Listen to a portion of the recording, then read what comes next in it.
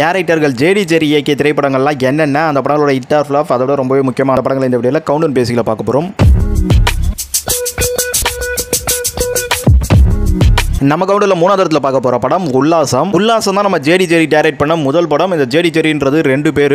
இவங்க 2 பேரும் சேர்ந்து நிறைய ஆட் ஃபிலிம் எடுத்துட்டு இருந்தாங்க. ஸோ இந்த படத்தை வந்து நம்ம அமிதாப் பச்சன் ப்ரொடக்ஷன் பண்ணியிருப்பாரு. ஃபர்ஸ்ட் டைம் நம்ம தமிழ் சினிமாவில் வந்து இப்போ லேட்டஸ்ட்டாக தோனி வந்து பல்ப் வாங்குறதுக்கு முன்னாடியே நம்ம அமிதாப் பச்சன் அந்த காலத்திலேயே வந்து ஒரு பெரிய பல்பை வாங்கி போயிருந்தாரு. இந்த உல்லாசம் படத்தை தமிழ் சினிமாவில் எடுத்து அந்த படம் தேட்டரில் வந்ததுக்கப்புறம் ஒரு மிகப்பெரிய தோல்வியானதால் இந்த மூவின்றது வந்து ஒரு அண்டர் ரேட்டட் மூவின்ற மாதிரி மைல்டாக இருந்துட்டு தான் இருக்கு. அதை தாண்டி இந்த படத்தோட சாங்ன்றது வேற லெவல் ஹிட் ஆச்சு அன்னைக்கு. அதுவும் அது இன்னைக்கு பார்த்தீங்கன்னா அது இன்னும் ஒரு சம மாசிட்டா இருக்கு. அதே சமயம் அஜித் விக்ரம் அப்படின்ட்டு இன்னைக்கு இருக்க 2 மிகப்பெரிய ஒரு டாப் ஹீரோக்கள் 2 பேரும் சேர்ந்து நடிச்ச ஒரு படம். அன்னைக்கே இவங்க 2 பேரும் பெரிய ஹீரோயினாலும் ஓரளவுக்கு சின்ன எக்ஸ்பெக்டேஷன் சொல்லலாம். இவங்க 2 பேரும் சேர்ந்து நடிச்சது அது எதுவுமே இந்த படத்தில் ஒர்க் ஆகாம போயிடுச்சு. எனிவே இந்த உல்லாசம் படம்ன்றது கண்டிப்பா விக்ரம் அஜித்துக்காக மட்டும் இல்லாமல் இந்த கதைக்களமும் இன்னைக்கும் ஒரு சில ஆடியன்ஸுக்கு பிடிக்கலாம். ஆனால் அன்னைக்கு தேட்டரில் வரும்போது ஒரு மிகப்பெரிய தோல்வி, ஒரு வேற லெவல் டிசாஸ்டர் ஆச்சு தான் சொல்லும் இந்த படம் அந்த ப்ரொடியூசருக்கு.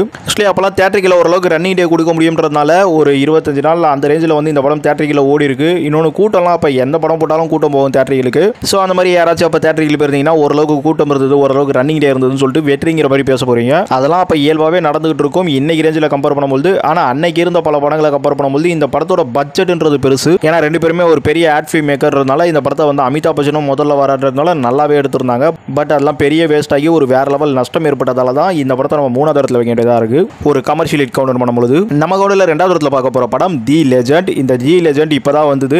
இந்த படம் வராம இருந்திருந்தா வேற லெவல் எக்ஸ்பெக்டேஷன் இருந்திருக்கும். வந்து அந்த எக்ஸ்பெக்டேஷனை குறைச்சிருச்சுன்னு தான் சொல்லணும். அதே சமயம் வந்து இந்த வடிவேலு ஒரு படத்தில் குதிரையில் வரும்போது வா வான்னு அந்த மாதிரி இந்த படத்துக்கு வந்து எப்படா வருவேன் நாங்கள் கலாய்க்கணும் ட்ரோல் பண்ணணும் வெயிட் பண்ணிக்கிட்டே இருந்தாங்க. அதுக்கேற்ற மாதிரி வேற லெவல் ட்ரோலிங் மெட்டீரியல் இந்த தி லெஜண்ட் படம் இருந்தது. ஏன்னா நம்ம லெஜண்ட் சரவணா ஸ்டோரோட ஓனர் அவர் தான் வந்து இந்த படத்தில் ஹீரோவா நடிச்சிருப்பார். அருள் ஒரு பேர். அவங்க சரவணா ஸ்டோருக்கும் நம்ம ஜேடி ஜெரி பல விளம்பர படங்கள் எடுத்து கொடுத்துருக்காங்க. அது மட்டும் இல்லாமல் 500க்கும் மேற்பட்ட விளம்பர படங்கள் அவங்க லைஃப் கேரியரில் எடுத்திருக்காங்க. இந்த படம் பார்க்கும்போதே உங்களுக்கு தெரியும் ஒரு விளம்பர படம் மேக்கர் மட்டும் இல்லாமல் இவங்க எந்த அளவுக்கு ஒரு படத்தை வந்து பிரம்மாண்டமா எடுக்கிறாங்கன்றது உல்லாசத்திலையும் தெரியும், உங்களுக்கு இந்த தி லெஜண்ட்லயும் தெரியும். என்ன சரணா ஸ்டோர் ஓனர் அவரோட மேக்கப்ன்றதும் மிக பிரம்மாண்டமா அமைஞ்சு போச்சுன்றதா இந்த படத்துக்கு ஒரு பெரிய மைனஸ் தாண்டி அதுதான் பெரிய பிளஸ்ஸாகவும் இருந்து. ஏன்னா அவர் என்னதான் பண்ணிருக்காருன்னு பார்க்கலாம் அப்படின்ற மாதிரி இந்த படத்துக்கு தியேட்டர் கிரௌடு போச்சு. இந்த படம் வந்து நம்ம உல்லாசத்தெல்லாம் கம்பேர் பண்ணும்போது இன்னும் பெரிய பட்ஜெட்டா இருக்கணும் அப்படின்ற அளவுக்கு இருந்தது. ஆனா நம்ம அந்த சரணா ஸ்டோரை கலாய்க்கணும், அப்புறம் இன்னும் நிறைய விஷயங்கள் அவர் வந்து இந்த மாதிரி ஒரு படம் எடுக்கிறார்ப்பா, என்னதான் இருந்தாலும் மனுஷன் தன்னம்பிக்கையை பாராட்டும், இந்த மாதிரி சில விஷயங்கள்ல வந்து இந்த படத்துக்கு ஓரளவுக்கு தியேட்டரிக்கல் ஆடியன்ஸ் இருந்தாங்கன்னு சொல்லலாம். ஓரளவுக்கு சின்ன கலெக்ஷனும் இந்த படம் எடுத்தது. ஆனா இவங்க வந்து படத்தை லாபத்துக்கோசலாம் எடுத்துல படத்தை வந்து ப்ரோமோட் பண்ணணும் நம்ம சரணா ஸ்டோர் அருள் அப்படின்றது தான் எடுத்தாங்க. அது இந்த படத்தில் ஓரளவுக்கு கண்டிப்பா நல்லாவே ஒர்க் அவுட் ஆயிடுச்சுலாம். அப்படி பார்க்கும்போது நம்ம அமிதாப் பச்சன் சம்பாதிக்கணும்னு படம் எடுக்க வந்து ஃபிளாப் ஆனதுக்கும் இங்க சரணா ஸ்டோர் ஓனர் அவர் ஃபேமஸ் ஆகணும்னு சொல்லி படம் எடுக்க வந்ததுக்கும் கிளியரான டிஃபரன்ஸ் இருக்கு நம்ம கவுண்டவுன்ல நம்பர் கொடுக்கறதுக்கு. பட் இந்த படமும் பாக்ஸ் ஆஃபீஸா பார்க்கும்போது நம்ம டிசாஸ்டர் அப்படின்றதெல்லாம் சொன்னாலும் சரணா ஸ்டோர் எதிர்பார்த்தது பணம் இல்லை. பணம் வேணும்னா எனக்கு 2 கடை கட்டி கொடுக்க தெரியாதா, நான் எதுக்கா படம் எடுக்க வரேன். நான் எதிர்பார்க்கறது தியேட்டர்ல என்னோட ஸ்கிரீனை வந்து 2 ஹவர் 3 ஹவர் மக்கள் பார்க்கணும். அதை தாண்டி அவங்க என்ன மாதிரிலாம் எக்ஸ்பெக்ட் பண்ணாங்கன்றது தெரிஞ்சுக்கணும்ட்டு எல்லாம் தெரிஞ்சுக்கிட்டு மூஞ்சி ரொம்ப கொலகுலன்னு இருக்குன்னு சொல்லிட்டு இப்போ தாடிலாம் வச்சுட்டு வராரு. பாப்போம் அவரோட அடுத்த படத்துக்கு வெயிட் பண்ணி. நம்ம கவுண்டில் முதல் இடத்துல பார்க்க போற படம் விசில். இந்த விசில்ன்றது 97 வருஷம் உல்லாசத்துக்கு அப்புறம் ஒரு 6 வருஷம் கேப்ல தான் இந்த படம் வந்திருக்கும். ஃபியூச்சர் ஃபிலிமா பார்க்கும்போது இந்த விசில் தான் வந்திருக்கும். இந்த படத்தை நம்பர் 1 இடத்துல பண்ணிருக்கோம். இது மிகப்பெரிய வெற்றிலாம் நினைச்சிடாதீங்க. இந்த படத்தோட ஹிட் வெட்டிக்கா ஒரு ஆவரேஜ் ஹிட் சொல்லலாம். ஆவரேஜ் கீழே ஃபிளாப்னு சொல்ல முடியாதுன்னு நினைக்கிறேன். ஆனா ஹிட் பர்ஃபார்மன்ஸ் போறதே ஒரு பெரிய விஷயம் தான். பட் விசில்ன்றது அன்னைக்கு டைம்ல வந்து எல்லாரையும் கொஞ்சம் வந்து இந்த படம் தெரிஞ்ச படம்ன்றதை தாண்டி திரும்பி பார்க்க வச்ச படம்னு சொல்லலாம். அது காமெடி மூலமாகவும் சாங்ஸ் மூலமாகவும் இந்த படத்தோட கண்டென்ட் மூலமாகவும் சொல்லலாம். என்னவோ ஒன்று மிஸ்ஸிங் தான் சொல்லணும். ஏன்னா சாங்ஸ் அவ்வளோ பெரிய காமெடி அவ்வளோ பெரிய விக்ரமாதித்யன் அந்த ஹீரோவும் நிறைய பேர் லைக் பண்ணாங்க. காயத்ரி ராம் சரின்னு சொல்லிட்டு 2ம் டாப் ஹீரோயின். இந்த மாதிரி எவ்வளவோ இருந்தும் இந்த படம் தேட்டருக்கு என்னவோ சர்வே ஆகல. எனக்கு தெரிஞ்சு ஜேடி ஜெரிக்கு லக் இல்லைன்னு நினைக்கிறேன், அவ்வளோதாங்க. ஏன்னா விசில் படம் வந்து நம்ம ஆட் ஃபிலிம் மேக்கர்ன்றனால அவ்வளோ கலர்ஃபுல்லாக இந்த படத்தை செமையாக எடுத்திருப்பாங்க. இந்த படம் அன்னைக்கு டைம்ல பார்த்தீங்கன்னா இது ஒரு ஹாரர் படம்ன்ற மாதிரியும் தெரியும். ஆனால் அது ஒரு த்ரில்லர் படம்.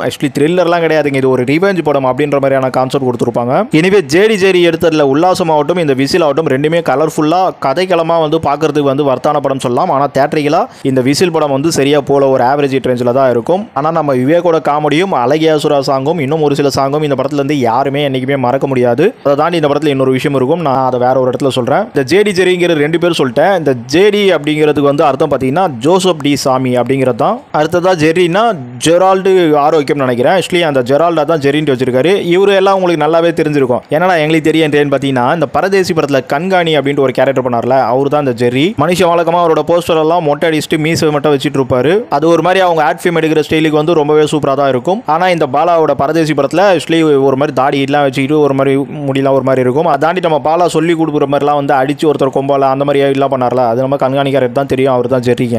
அப்புறம் இந்த ஜேடி ஜெர்ரி என்னதான் இருந்தாலும் வந்து அன்னைக்கு டைமில் ஒரு ஆட் ஃபிலிம் மேக்கராக இருந்திருக்காங்க. இப்போ வரைக்குமே அவங்க பெரிய ஆட் ஃபிலிம் மேக்கர் தான். ஆக்சுவலி இன்றைக்கும் அவங்களுக்கு ஆட் ஃபிலிமில் மார்க்கெட் குறையில. அதே சமயம் அவங்க ஆட் ஃபிலிமில் இருக்காங்க போது டெக்னிக்கல் லெவலில் கொஞ்சம் டாப்னு தெரியும். ஸோ அதனால நம்ம தமிழ்நாட்டோட இந்தியாவோட முதல் அனிமேஷன் ஃபிலிம் இவங்க தான் எடுத்துருக்காங்க நினைக்கிறேன். 2000 வருஷத்தில் பாண்டவாசன் சொல்லிட்டு ஒரு படம் வந்திருக்கும். இதை இங்கிலீஷில் எடுத்திருப்பாங்க. இந்த அனிமேஷன் படம்ன்றது சரியா போல நினைக்கிறேன். ஆனால் நம்ம நேஷனல் அவார்டு கூட கொடுத்துருப்பாங்க நினைக்கிறேன், ஒரு ஃபியூச்சர் அனிமேஷன் ஃபிலிம் அப்படின்ற மாதிரி. ஸோ இதை ஒரு ஸ்பெஷல் அப்ரைஸாக கொடுத்துறேன். ஏன்னா முதல் முறையாக அனிமேஷனை தொடக்கி வச்சிருக்காங்க, அதனால கவுண்டவுன் கொடுக்க விரும்பல.